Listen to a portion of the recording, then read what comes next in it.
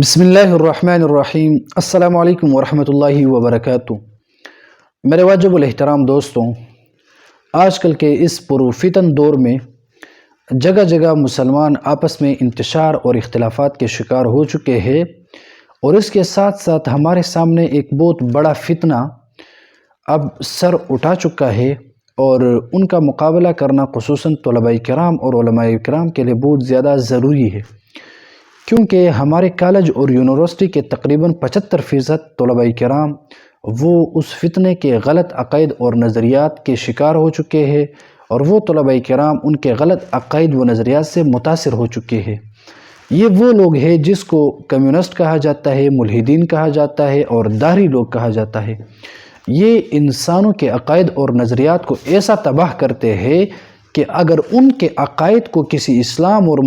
اسلام لانے والے انسان اور مسلمانوں میں سے کسی ایک نے بھی ان کے عقائد کو تسلیم کیا تو ان کے لیے بخشش اور مغفرت کا کوئی چانس ہی نہیں ہوتا تب تک جب تک وہ ان عقائد سے توبہ طائب نہ ہو جائے۔ اب مسلمانوں کا آپس میں جتنے بھی فرقے ہیں، اگر ان میں آپس میں اختلاف بھی ہو جائے تو رب العالمین ان اختلافات کی وجہ سے انسان کو اتنا سخت عذاب نہیں دیتا جتنا داہری لوگوں کے عقائد قبول کرنے کی وجہ سے ہوتا ہے۔ اب یہ داہری لوگ کون ہوتے ہیں؟ یہ کمیونسٹ اور ملحدین لوگ کون ہوتے ہیں جن کو الحاد والے لوگ کہا جاتا ہے؟ تو وہ لوگ ہیں، عموماً ان میں کئی قسم کے لوگ ہوتے ہیں۔ جس طرح مسلمانوں میں فرقہ وارث ہے، اسی طرح ملحدین کے اپنے اندر بھی کئی فرقے ہیں، لیکن عموماً ملحدین میں سے سب سے بڑا جو فتنہ ہے، جو فرقہ ہے، وہ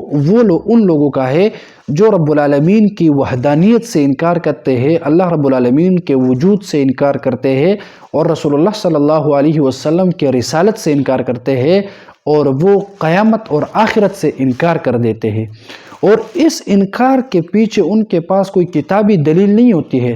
بلکہ وہ لوگ عقلی دلیل کی بنیاد پر رب العالمین کے وجود کا بھی انکار کرتے ہیں، اور قرآن کا اور اسی طرح رسول اللہ کی رسالت اور آخرت کا بھی انکار کرتے ہیں۔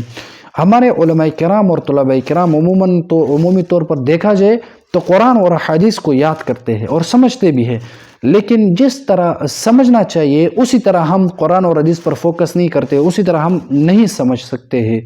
میں آپ کو بنیادی بات کی طرف آپ کے ذہن کو منتقل کرنا چاہتا ہوں کہ بھائی سوچیں،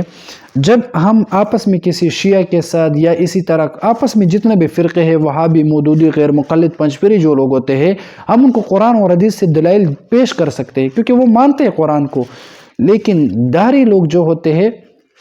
وہ قرآن مجید کو نہیں مانتے ہیں۔ اگر آپ ان کو قرآن پیش کریں گے، وہ کہیں گے کہ بھائی یہ مخلوق کا کلام ہے، رسول اللہ صلی اللہ علیہ وسلم نے نعوذ باللہ خود ایجاد کیا ہے، وہ ساحر ہے، جادوگر ہے، فلاں فلاں، نعوذ باللہ۔ وہ قرآن کو نہیں مانتے، حدیث کو تو بالکل ہی نہیں مانتے ہیں۔ تو اس کے لیے ہمیں اور آپ لوگوں کو چاہیے کہ جو عصری تعلیم ہے، جو جدید سائنس کا جو تعلیم ہے، ان سے خود کو آگاہ کرے، اور اس کے بعد ہم جو عقلی دلائل ہوتے ہیں جن کی بنیاد پر ہم ان لوگوں کو شکست بھی دے سکتے ہیں، ان لوگوں کو، اور اگر ہم قرآن اور حدیث کو صحیح معنوں میں سمجھ لیتے ہیں تو خود بخود ان کے عقلی دلائل کا جو جوابات ہوتے ہیں وہ ہمارے ذہن میں خود بخود آ جاتے ہیں۔ لیکن افسوس یہ کہ ہم قرآن مجید کو اچھی طرح سمجھتے نہیں ہیں، جس طرح سمجھنا چاہیے ہم اسی طرح سمجھتے نہیں ہیں۔ تو میں اپنے تمام دوستوں کو کہنا چاہتا ہوں کہ آئیے مل کر انشاءاللہ جس طرح ہم دیگر اہل باطل کا مقابلہ کر چکے ہیں، الحمدللہ ہر میدان میں ہم نے باطل کا سر کچل دیا ہے، ہر میدان میں، چاہے اہل باطل جس کی شکل میں بھی ہو۔ اب اگر کوئی الحاد کی شکل میں آ جائے تو انشاءاللہ ہم اپنے دوستوں کے ساتھ، اپنے ٹیم کے ساتھ محنت کریں گے، اور ان لوگوں کے عقائد کے بارے میں بھی آپ لوگوں کو آگاہ کریں گے، اور ان کی طرف سے جتنے اشکالات اور جتنے اعتراضات دین اسلام پر وارد ہوتے ہیں، انشاءاللہ ہم بہترین انداز میں آپس میں مل کر انشاءاللہ آئیے ان کا جوابات کرتے ہیں۔ جتنے بھی مسلمان دوست ہیں، جتنے بھی ساتھی ہیں، آج سے یہ کوشش کریں کہ جتنے بھی ملحدین لوگ ہیں ان کے خلاف اپنے سارے توانائی، اپنے ساری جس بندے میں جتنا بھی ٹیلنٹ ہوتا ہے وہ سب کا سب وہ ان لوگوں کے مخالفت میں، ان لوگوں کے رد میں استعمال کرے، تاکہ ہم اپنے دین کا اچھی طرح دفاع کر سکیں۔ اللہ رب العالمین جتنے بھی اہل باطل ہیں ان تمام باطل کو اپنے کوششوں میں ناکام بنائے، اور جتنے بھی مسلمان ہیں ان کو رسول اللہ صلی اللہ علیہ وسلم کی تعلیمات اچھی طرح سمجھنے کی توفیق عطا فرمائے، اور ہم مسلمانوں کو آپس میں اختلافات اور انتشار اور نفرت سے بچائے، اور آپس میں اتحاد اور اتفاق پیدا کر کے ان کفار اور یہود اور ملحدین لوگوں کے خلاف ہمیں اکٹھا کرے۔ السلام علیکم ورحمۃ اللہ وبرکاتہ۔